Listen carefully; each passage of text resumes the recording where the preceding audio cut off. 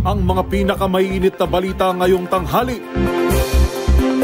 Dating Bamban Tarlac Mayor Alice Guo, 7 iba pa, hinatulang guilty sa qualified human trafficking. Pagsusubasta sa 7 luxury vehicles ng pamilya Diskaya, nagsimula na. Sandatahang lakas, nananatiling tapat sa konstitusyon sa gitna ng ingay politika, ayon kay Defense Secretary Gibo Teodoro sa MBC TV correspondents. Bangkay ng magsasaka, natagpo ang tadtad ng saksak sa Kabangan Zambales. Sa MBC TV Sports, Pamilya Marcos, pinangunahan ang pagpapasinaya ng mga nirenovate na pasilidad ng Philippine Sports Commission. At sa Showbiz Pattern, Atisa Manalo nagpakitang gilas sa preliminary competition ng 74th Miss Universe.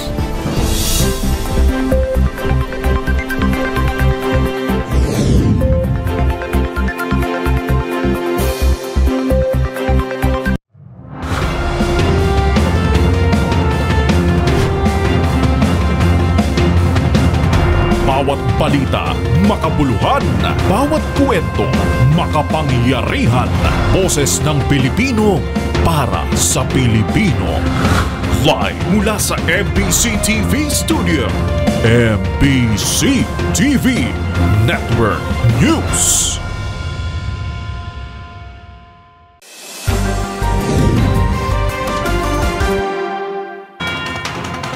Pilipinas, una sa ating mga balita. Hinatulang guilty ng korte sina Guo Huaping alias Alice Guo at 7 iba pa sa kasong qualified human trafficking kaugnay ng large-scale scam hub sa Bamban Tarlac. Ang sintensya, reklusyon perpetua o habang buhay na kulong at may o milyong-milyong pisong multa. Ang mga pinakahuling detalye ay babalita live ni Edniel Parosa. Edniel.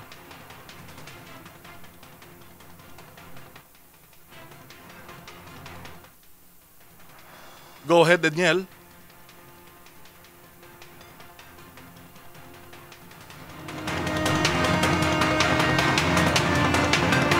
Babalikan na lang ho natin ang report na yan ni Edniel Parosa kaugnay ng kaso na hinatol ho kanina laban kay Alice Guo.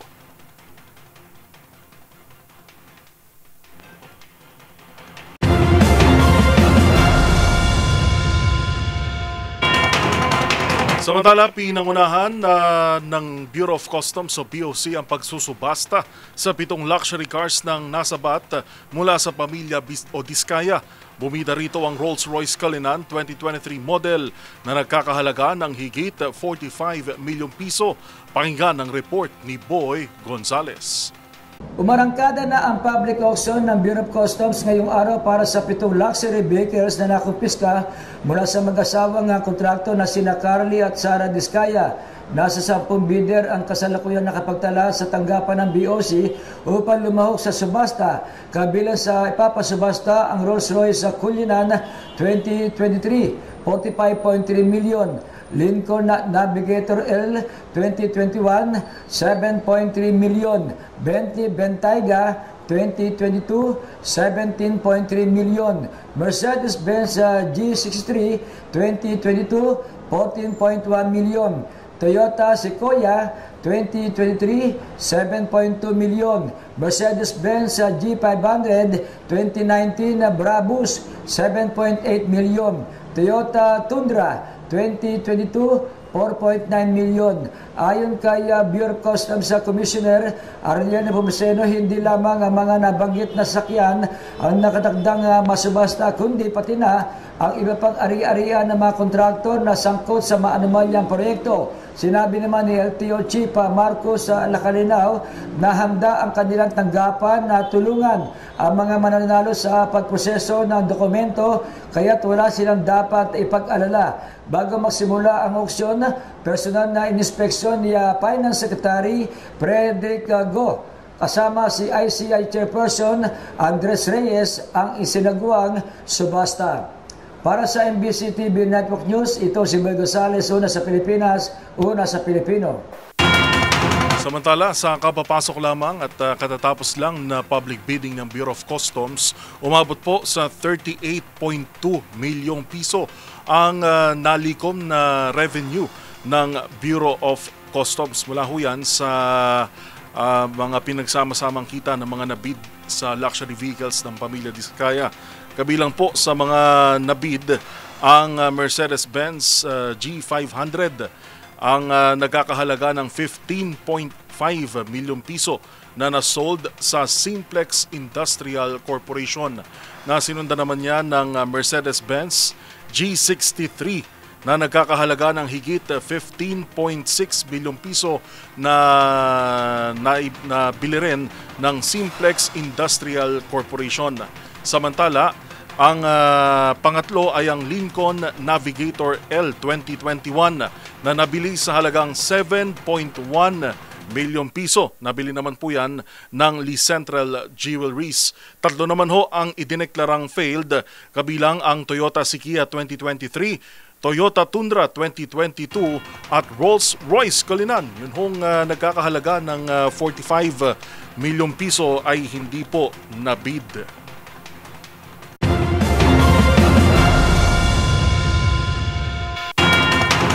Samantala, hinatulang guilty ng korte sina Guo Huaping alias Alice Guo at 7 iba pa sa kasong qualified human trafficking kaugnay ng large-scale scam hub sa Bamban, Tarlac. Ang sintensya, reklusyon perpetua at milyon-milyong pisong multa. Ang mga pinakahuling detalye ihahatid live ni Edniel Parosa. Edniel. Hinatulang guilty na Pasig City Regional Trial Court Branch 167 sa qualified human trafficking ng Chinese national na si Guo Huaping alias dismissed Mayor Alice Guo sa 111 pahinang desisyon. Kasama sa mga na-convict ang 7 iba pang sangkot sa operasyon ng illegal na Pogo Hub sa Bamban, Tarlac. Sinintensyahan sila ng reklusyon perpetua o habang buhay na pagkakabilanggo at multang tig 2 milyong piso. Maliban pa sa bayad danyo sa mga biktima, hinirang ng prosekusyon ang mabilis na conviction ng korte. Ayon kay Deputy State Prosecutor Olivia Torrevillas, ito ang unang beses na nagsampa ng kaso ang Department of Justice patungkol sa pag-organisa ng human trafficking sa 8 convicted, 4 dahil sa organizing trafficking. Kasama na ang dating alkalde.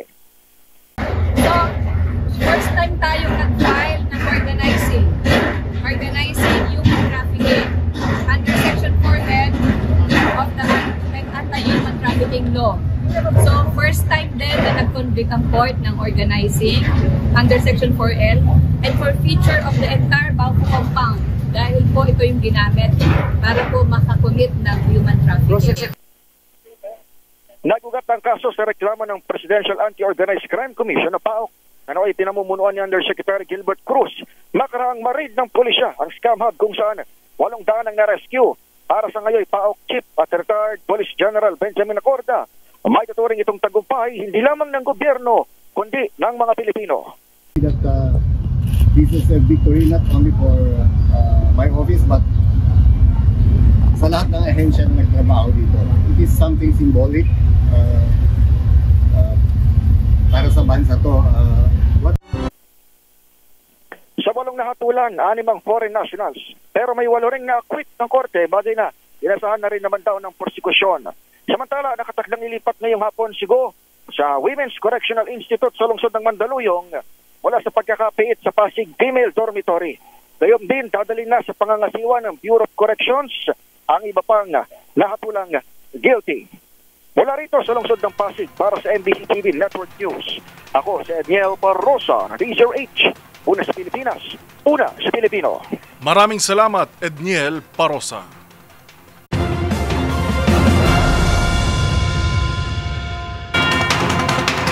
Samantala, hindi umano matitibag ang sandatahang lakas ng Pilipinas mula sa kanilang tungkulin kahit pa sa gitna ng tumitinding isyu ng korupsyon at dibisyon sa politika. Git ni Defense Secretary Gibo Teodoro, hindi kikilos ang AFP hanggat walang utos mula sa Korte Suprema. Ang mga detalye tinutukan ni Dustin Bayog.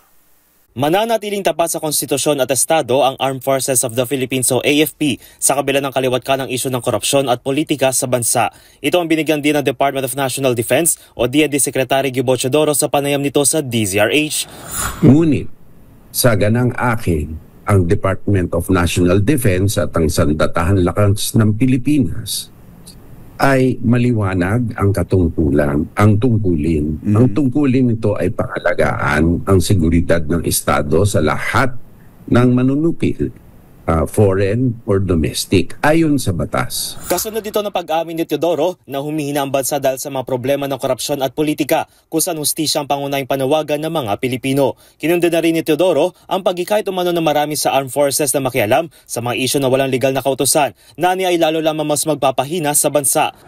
At maraming gumagamit sa constitutional provision na the armed forces is the protector of the people and the state. Walang nakasaad doon na pwedeng makialam sa trabaho ng iba at humusga ang Armed Forces of the Philippines sa isang political or judicial contest. Hindi po ito tama. Kaugnay nito ayon pa kay Teodoro na hindi kikilos sa sandatahang lakas kung walang kautusan mula sa Korte Suprema o kung hindi ito atasan ng kapulisan upang panatilihin ang peace and order. Sa kabila naman nito, hindi rin itinanggi ng kalihim na mayroong aktibong destabilization sa hanin ng mga sundalo dulot ang mga isyu gaya ng tila salungatan sa politika.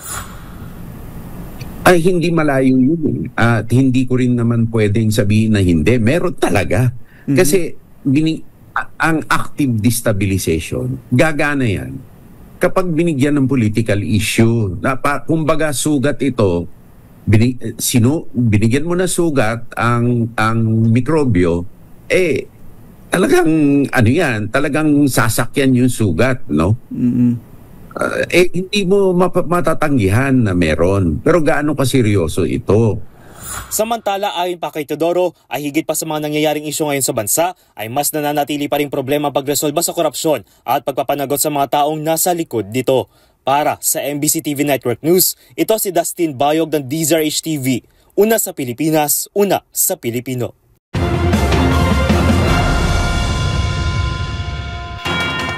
May tuturing umanong contractor top-notcher si CWS Party List Representative Edwin Garjola, higit pa sa pamilya Diskaya at maging kay Zaldico.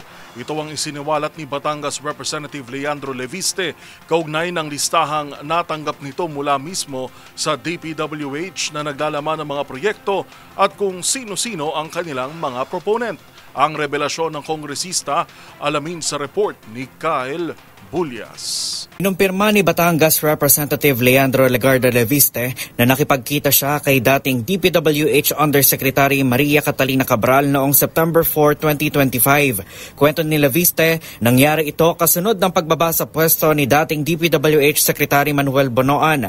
Ani ay matagal na siyang may hinihinging dokumento kina Cabral at Bonoan at nakuha niya lamang ito noong araw na yon. Nakapaloob sa naturang dokumento ang listahan ng mga proyekto ng DPWH at kung sinong mga mambabatas ang proponent nito. Nang siyasati ng dokumento, dito na nakita ni Leviste kung gaano karaming kontrata sa pamahalaan ni CWS Party List Representative Edwin Garjola. Ayon kay Leviste, nasa higit 100 bilyong piso na ang halaga ng mga kontratang nakuha ni Garjola mula pa noong taong 2001. Ibig sabihin, may ituturing aniya si Garjola na top contractor sa Kongreso. Mas mataas pa kina dating Congressman Zaldico at sa mga Diskaya. Actually, ang karamihan ng kanyang mga proyekto ay una, road, hindi flood control project. Okay. Sa aking distrito, wala siyang flood control project. Pero meron siyang sa 2025, 794 million pesos budget para sa roads. At ito po ay 1/3 sa mga kumpanya na nakapangalan sa kanyang pamilya.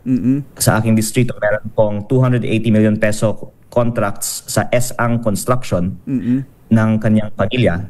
At 2/3 po sa mga kumpanya na hindi nakapangalan sa kanila, meron pong 514 million sa aking distrito sa Redicon Trading. Pero kaya alam ko yung Redicon Trading contract ay sa kanya dahil kinausap niya ako tungkol sa proyektong ito dahil ayaw sana ng lokal na pamahalaan ng Tuy Batangas tanggapin yung asphalt. Ang gusto daw ng mga engineers gawing concrete dahil mabaha ang bukid sa Tuy. Pero pinilit ni Congressman Garjola na Asphalt ang lang. DPWH ay nagpa-asphalt. Bukod dito, napag-alaman din ni Leviste na mistulang nagkakaroon ng pre-ordering sa mga proyekto ng DPWH. Ani ay August 2024 pa lamang ay mayroon ng listahan mula kay Cabral na naglalaman ng mga proyektong ibibid para sa taong 2025. Po sinasabi na ito po ay definitive, pero nagtataka lang ako bakit may listahan galing sa kanya na magkakasama ang 20 billion pesos na mga proyekto na nagkataon ay lahat in-award sa mga kumpanyang konektado kay Congressman Edwin Garjola. Ang ibig sabihin po ay may pre-ordering pala ng mga proyekto sa DPWH. Ikinagulat din aniya ni Leviste na hindi pa hawak ng Independent Commission for Infrastructure ang dokumento na galing kay Cabral. Kahapon, nakipagpulong na rin si Leviste sa pamunuan ng ICI kung saan uumpisahan pa lamang ang investigasyon kay Garjola. Para sa MBC TV Network News, ito si Kyle Bulias ng DZRH. Una sa Pilipinas, una sa Pilipino.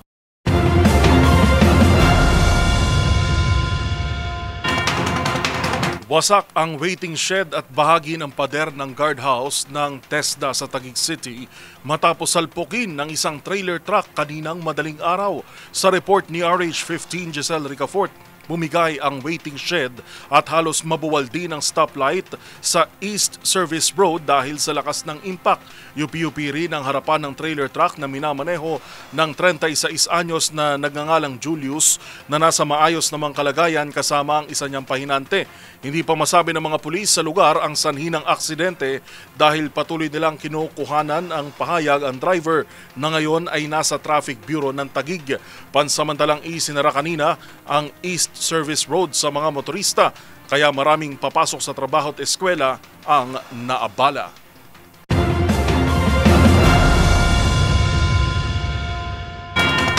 Samantala, muling isa sa ilalim sa yellow alert ang Visayas Grid dahil sa manipis na supply ng kuryente. Ayon sa National Grid Corporation of the Philippines o NGCP, magsisimula ang yellow alert mula alas 5 ng hapon hanggang alas 7 ng gabi mamaya.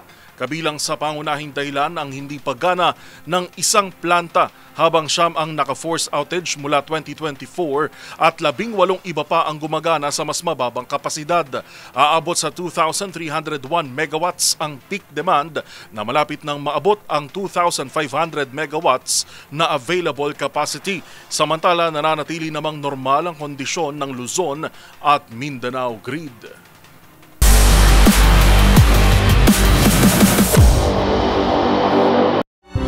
Pinangunahan ng First Family ang pagbubukas ng mga bagong ayos na pasilidad ng Philippine Sports Commission. Sa isang seremonya, binigyan din ng Pangulo ang mahalagang papel ng sports sa paghubog ng disiplina at pagkatao ng mga Pilipino, lalo na ng mga kabataan. Ang mga detalye sa report ni Matchpoint, Mili Borja.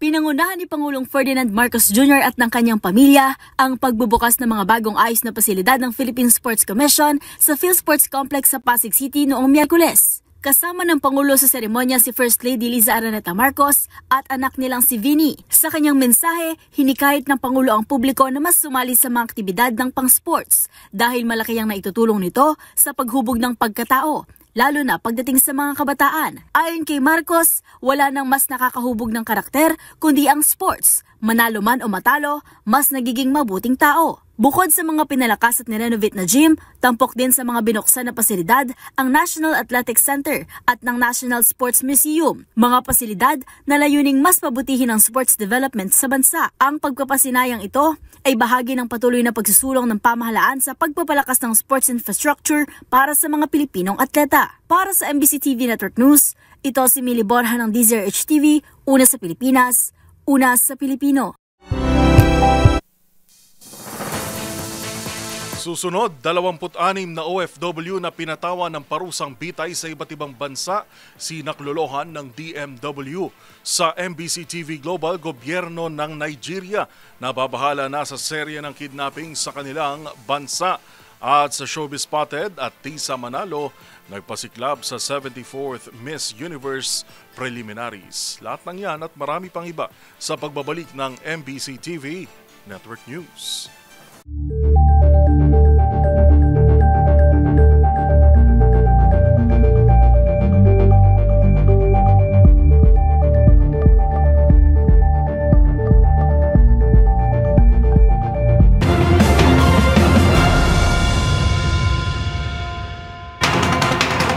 Umakyat na sa 26 na overseas Filipino workers o OFW na nahaharap sa parusang bitay ang tinutulungan ng Department of Migrant Workers o DMW. Kalahati sa bilang na ito ang mula sa mga bansa sa Middle East na sinundan ng siyam na ipinataw ng Malaysian government. Magbabalita si Raymond Dadbaas. May 26 na mga overseas Filipino worker o OFW ang nakapila ngayon sa death row sa iba't ibang bansa.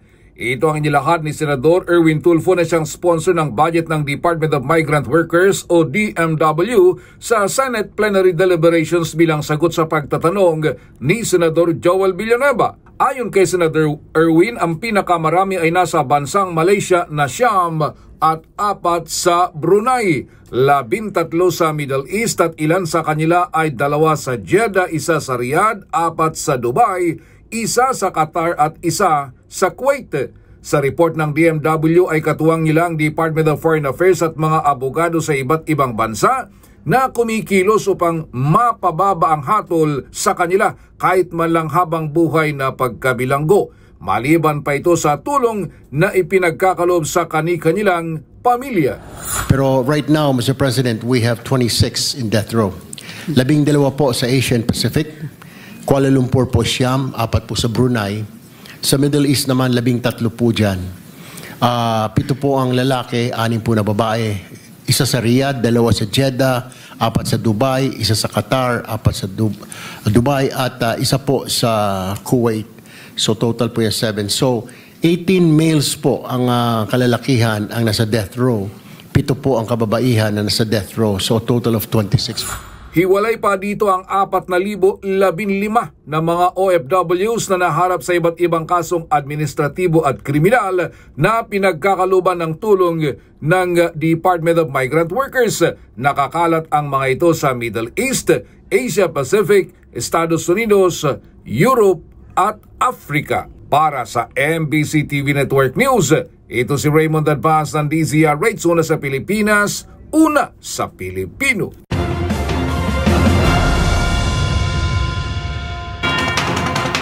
Inihain sa Kamara ang panibagong ethics complaint laban kay Cavite Representative Kiko Barzaga. Ang reklamo ay isinampa ni House Deputy Speaker Janet Garin sa House Ethics Committee na pinamumunuan ni Party List Representative JC Abalos. Hindi pa idinetalya ng komite kung ano ang mga reklamo laban kay Barzaga. Magugunit ang una nagsampa ng ethics complaint si House Deputy Speaker Ronaldo Puno kay Barzaga dahil sa conduct unbecoming of a congressman. Una rito sinabi ni Abalos na bibigyan ng pagkakataon si Barzaga na maibigay ang kanyang panig sa mga reklamo laban sa kanya.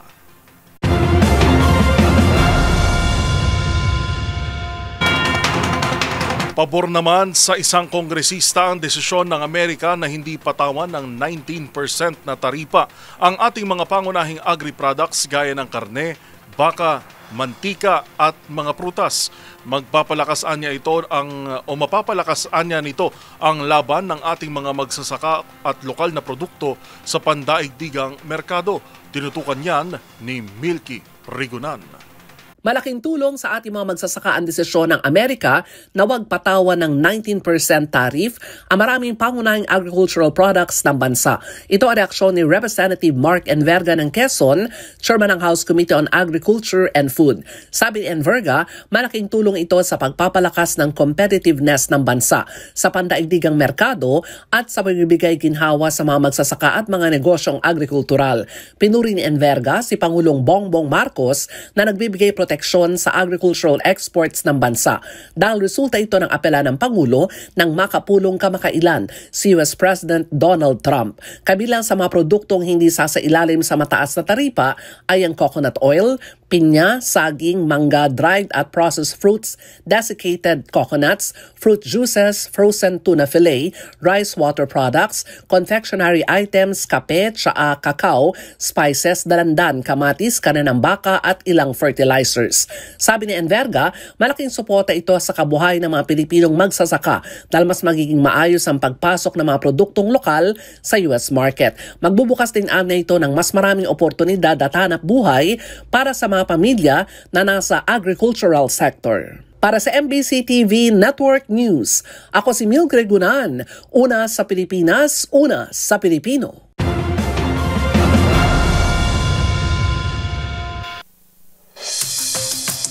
Sa ating pong lagay ng panahon, mataas ang tsansa ng mga pag-ulan at maulap na panahon sa ilang bahagi ng bansa dulot ng 4 na weather system.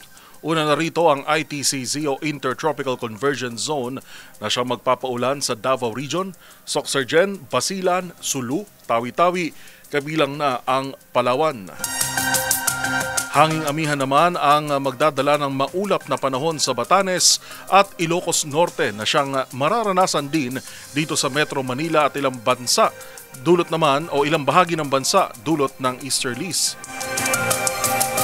Habang ang banggaan naman ng amihan at easterlies na nagdudulot ng shear line ay makaaapekto sa Cordillera Administrative Region, Cagayan, Isabela, Nueva Vizcaya, Quirino at Aurora. Samantala wala pa ring binabantayan na sama ng panahon sa loob at labas ng Philippine Area of Responsibility.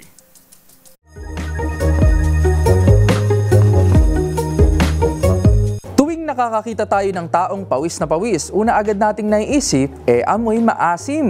Kadalasan tuwing galing tayo sa pag-eehersisyo o anumang physical activities. Pero alam mo ba na ang pawis pala natin ay walang amoy? Kaya naman alamin na kung walang amoy ang pawis, anong nagpapabaho dito? Natural na walang amoy ang pawis natin dahil ito ay binubuo ng halos tubig lang at mayroong kaunting salt at minerals. Pero paglabas nito sa balat, nakakasabay nito ang mga bakterya na nakatira na kadalasan na nasa bandang kilikili at iba pang mainit na parte ng ating katawan. Kapag nahalo ang mga bakterya sa pawis, nagpo-produce sila ng acids at iyon ang totoo at source ng body odor o paglalabas ng hindi kaaya-ayang amoy. Mas malakas ang amoy sa bandang kilikili at singit dahil dito matatagpuan ang apocrine glands na gumagawa ng mas rich na pawis na mas gusto ng mga bakterya. Pwede ring maging mas mabahaw ang pawis depende sa iyong diet o lifestyle, factors gaya ng hormones, stress at personal hygiene. Kaya naman ang labanan sa body odor ay hindi pagkawala ng pawis, kundi ang pagbaba ng bakterya sa balat. Kaya dito nagiging epektibo ang paggamit ng deodorant, antiperspirant at antibacterial soap. Tandaan, mas makulay ang mundo kung alam mo ang hiwaga sa pag-ikot nito. Ako po si Rovic Manuel, nagpapaalalang sa kaalaman ay walang labis, magsaliksik para siguradong alam na this.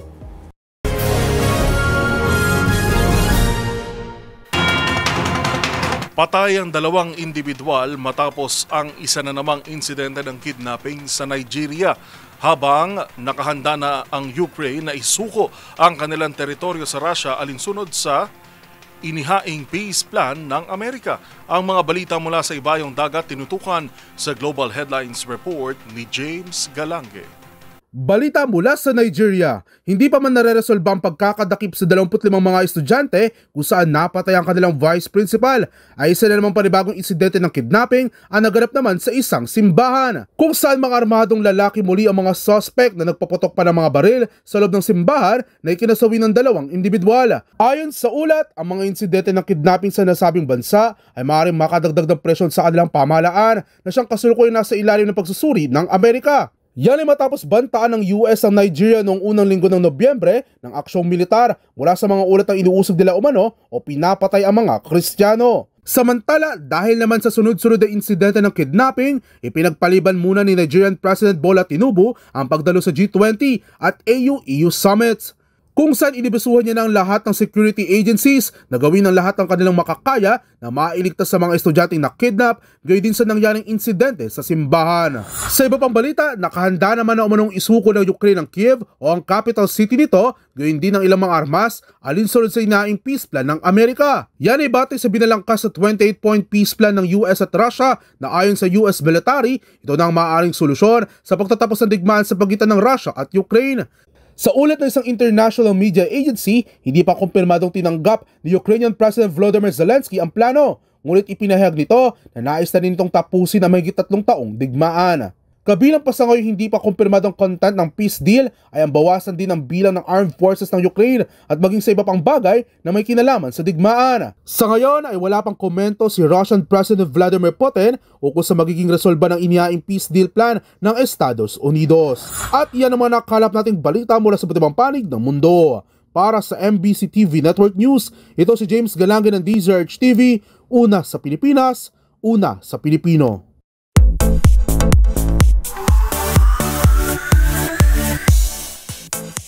Ginanap kagabi ang tinatawag na puksaan ng mga naggagandahang kandidata sa preliminary competition ng 74th Miss Universe pageant. Ang naging performance ng pambato ng Pilipinas na binansagang pambansang manika sa report ni Showbiz Angel. Mula swimsuit round, national costume, hanggang evening gown, talagang stand out ang pambato ng Pilipinas na si Atisa Manalo sa nagdaang preliminary competition ng 74th Miss Universe. Ang inirampa ng binansagang pambansang manika na sparkling midnight blue gown at national costume hango sa mga kapistahan sa Pilipinas tulad ng Giant Lantern Festival sa Pampanga, Pahiyas Festival ng Lukban at Panagbangan ng Baguio, gawa ng Filipino fashion designer na si Mac Tumang. Patuloy naman ang kampanya ng MUPH organization para manguna sa botohan si Atisa sa pamamagitan ng Miss Universe app. Bukas, November 21, nakatakdang ganapin ang Coronation Night ng Miss U sa Bangkok, Thailand, kung saan susubukang masungkit ng beauty queen na tubong Quezon Province ang sanay ika-5 Miss Universe crown ng bansa.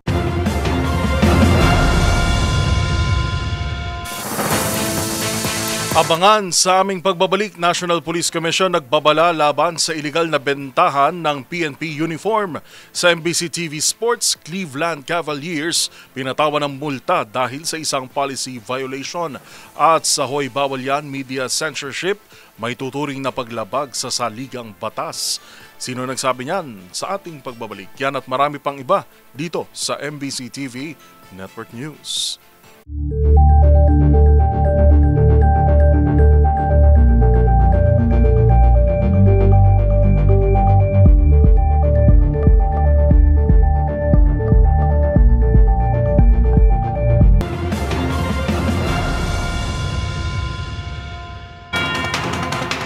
Sa pagpapatuloy ng ating balitaan kasunod ng kanilang pagsita sa police Halloween costume, tututukan naman ng National Police Commission o NAPOLCOM ang mga illegal retailer ng police uniform.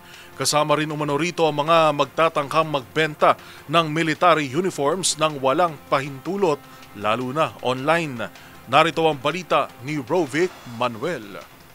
Nagbabala ang National Police Commission o NAPOLCOM sa mga hindi otorisadong individual na nagbebenta ng uniforme ng Philippine National Police o PNP. Sa panayam ng DZRH kay NAPOLCOM Commissioner Rafael Calinisan, sinabi nitong mahigpit na ipinagbabawal ang pagsusuot o maging ang paggamit ng uniforme kung hindi kakasapi ng isang uniform service. Aniya, may kaparusahang kulong ang sinumang lalabag dito. Article 179 po ng Revised Penal Code. Bawal po magsuot ng uniforme o gumamit ng uniforme kung hindi ikaw kasapi ng isang uniform service. Ito po may kaparusahang kulong. Kaya hindi po pwedeng sabihin na costume lang. Nilinaw rin ni Calinisan na hindi lamang uniforme ng kapulisan ang bawal na gayahin, kundi maging sa mga kasundaluhan at sa kahit anong otoridad. Mandato rin kasi aniya ng komisyon na bantayan at pangalagaan ang moral ng bawat pulis upang ang kanilang imahe ay mapanatili sa tagapagtanggol ng bayan at hindi magamit sa masamang gawain ng ilan. Ang trabaho po ng NAPOLCOM din pagpatupad yung anong batas natin dito. Kung alam namin na bawal, talaga pinalaban mo namin. Siyempre, isipin mo na lang, kung ikaw ay isang miyembro ng kapulisan at ginagamit na improperly yung inyong uniforme, siyempre aangal ho kami. Buti nga ho kung costume lang ginagamit yung uniforme ng sa krimen. Paano ko na?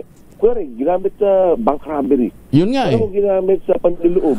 Mahigpit ring ipinagbabawal na ipamana at ipasuot ang uniforme sa mga kaanak ng pulis, kabilang na ang mga retirado, ay hindi na rin maaaring isuot ang buong uniforme. Ayon sa NAPOLCOM, kamakailan lang ay inimbitahan nila sa pagpupulong ang lahat ng otorisadong magbenta ng uniforme at nag-isip na ng paraan para maiwasan ang ilegal na pagbebenta nito. Napagkasunduan na magkakaroon ng inspeksyon ng komisyon sa lahat ng tindahan, physical man at online, at nagpabala na kung may makitang illegal ay agad nakakasuhan ang mga ito. We will warn you first Pero huwag yung subukan ng National Police Commission. Kung dekada silang nanahimik, yung NAPOLCOM na yan, itong NAPOLCOM ngayon ay hindi na nanahimik. Nako. Para sa MBC TV Network News, ito si Rovic Manuel ng Deezer HTV, una sa Pilipinas, una sa Pilipino.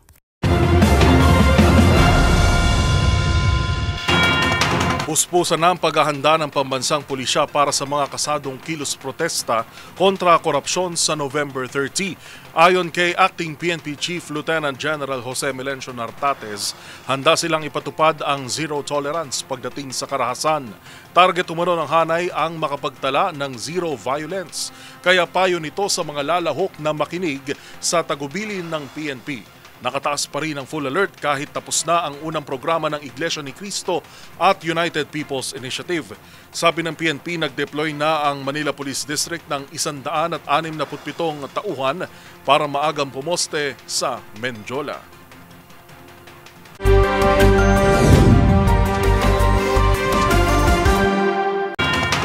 Pasintabi naman po at sensitibo ang ating susunod na balita.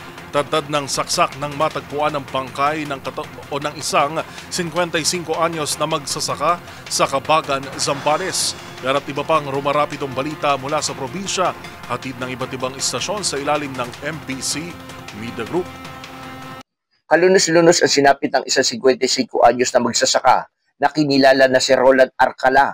Matapos matagpuan itong wala ng buhay na tadtad ng taga sa iba't ibang bahagi ng kanyang katawan sa Kiling Bridge, Barangay San Rafael, Cambangan, Zambales. Habang pinaghahanap naman ngayon ang suspect na sinasabing isang driver ng Zambales na kinilala ng Zambales Police sa pangalan nitong Paulo Jamil Landicho. Sa initial na investigasyon bago natagpuan ang biktima na wala ng buhay, nakatanggap ang pinsan ng biktima ng ulat na may naganap na kaguluhan sa lugar hanggang sa matagpuan na lang itong wala ng buhay. Patuloy namang nagsasagawa ng follow operation ng Cambangan Zambales Police sa mabilis na ikadarakat ng suspect at malaman kung ano ang motibo sa pamaslang sa naturang biktima. Para sa MBC TV Network News, RH37, Danny Kumilang, una sa Pilipinas, una sa Pilipino. Dito lang nakaraang linggo ay natanggap na ng mga mangingista sa bayan ng Palapag, Northern Samar ang kanilang fuel discount cards mula sa Provincial Bureau of Fisheries and Aquatic Resources o BFAR sa pakikipag-ugnayan ng Palapag Municipal Agriculture Office. Ayon sa Palapag Information Office, ito na ang second tranche ng distribution ng fuel subsidy na ginanap sa Barangay Building People's Center sa bayan ng Palapag, Northern Samar.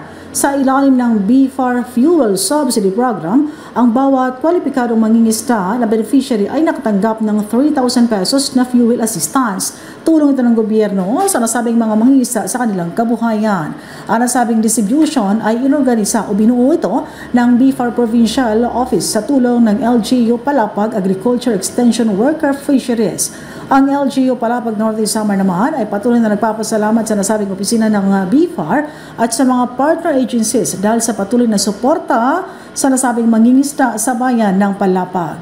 Mula sa MBC TV Network News, RH34 Jane Galit Bantayan ng DZRH, una sa Pilipinas, una sa Pilipino.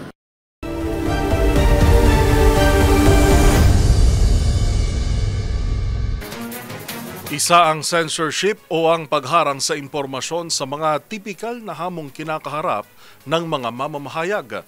Ang paliwanag ng veteranong journalist na si Leo Laparan II, alamin sa report ni Rose Babiera.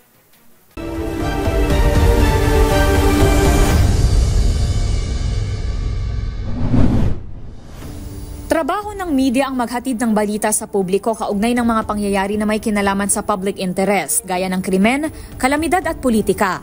Kaya isang malaking hamon sa isang mamamahayag ang patahimikin sa pagbabalita o ang tinatawag na censorship. Lalo taliwas ito sa kanyang prinsipyo at layunin na ilabas ang katotohanan na dapat malaman ng publiko. When we say censorship, pag sinabi natin censorship o in Filipino, pag I'm not sure kung ito yung closest translation ng pagkitil, no? So kasi may hinaharang na pagpapahayag.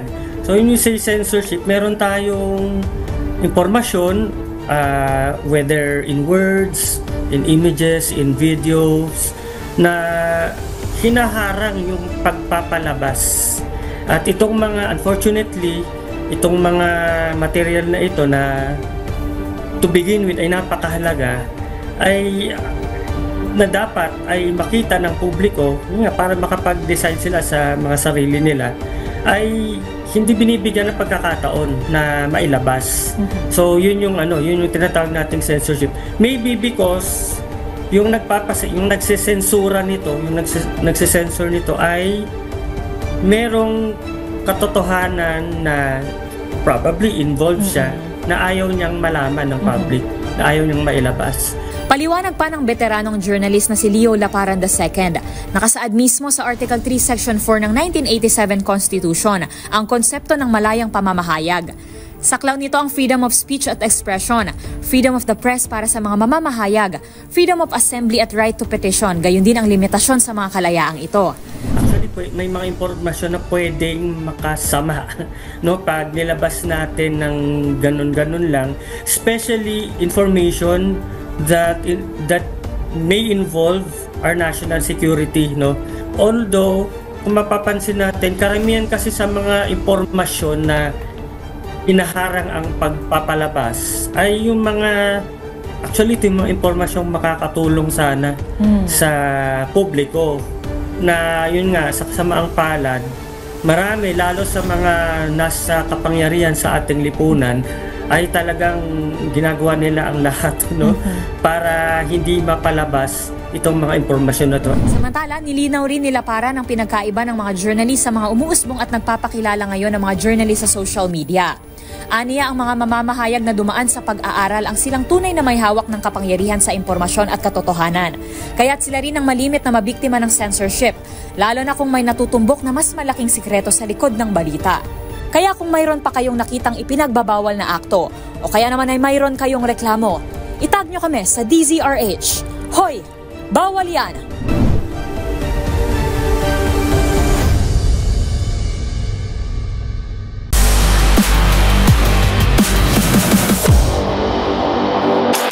Pinatawan ng NBA ng $100,000 na multa ang Cleveland Cavaliers matapos umanong labagin ng koponan ang player participation policy ng hindi palaruin sina Donovan Mitchell at Evan Mobley sa laro kontra Miami Heat. Narito si Matchpoint, Millie Borja.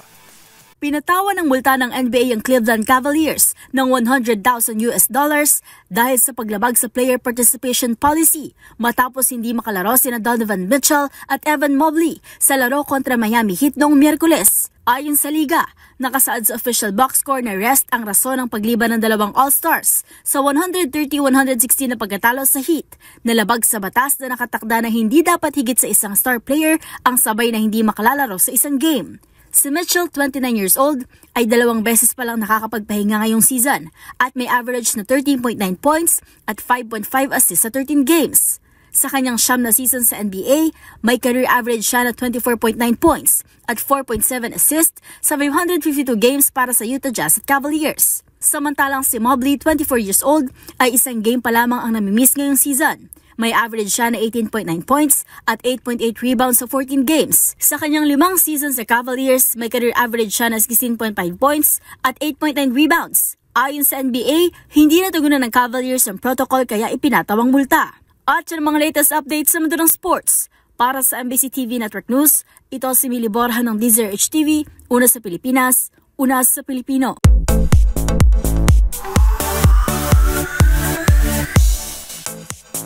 Nauwi sa isang di inaasahang insidente ang masayasanang pagbabakasyon ng pamilya ng aktres na si Kay Abad sa Amerika.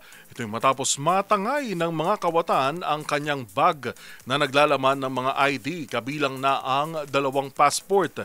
Ang kwento ng aktres sa report ni Showbiz Angel. Nabiktima ng mga kawatan sa Amerika ang aktres na si Kay Abad. Kalakip ang larawan habang nasa presinto noong nire-report ang insidente sa mga otoridad. Ibinahagi ni Kay na nanakaw ang kanyang bag na naglalaman ng mga ID kabilang na ang 2 passports. Nangyari raw ito habang sila ay nagla-lunch sa isang kainan sa Las Vegas at naiwan sa kotse ang naturang bag. Sa kabila naman ng insidente, naniniwala pa rin daw si Kay na everything happens for a reason. Ang pangangahalagaan ay ligtas silang mag-anak at mapapalitan naman ang mga bagay na nawala. Sa ngayon, wala pa ulit inilabas na update ang aktres kung natukoy na ba ang pagkakakilanlan ng mga kawatan o kung naibalik ba ang kanyang mga gamit. Para sa MBC TV Network News, ito po ang Showbiz Angel ng DZRH TV, una sa Pilipinas, una sa Pilipino.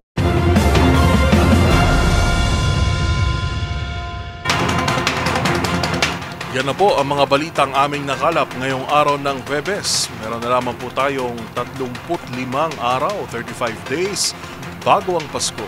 Sa ngalan po ni Karen Oyong, ito po si Yuel Reyes. Magkita-kita tayo muli bukas araw na ng Biyernes para sa mga balitang makabuluhan, mga kwentong makapangyarihan. Hatid ang boses ng Pilipino para sa Pilipino. Ito ang MBC TV Network News. Una sa Pilipinas, una sa Pilipino.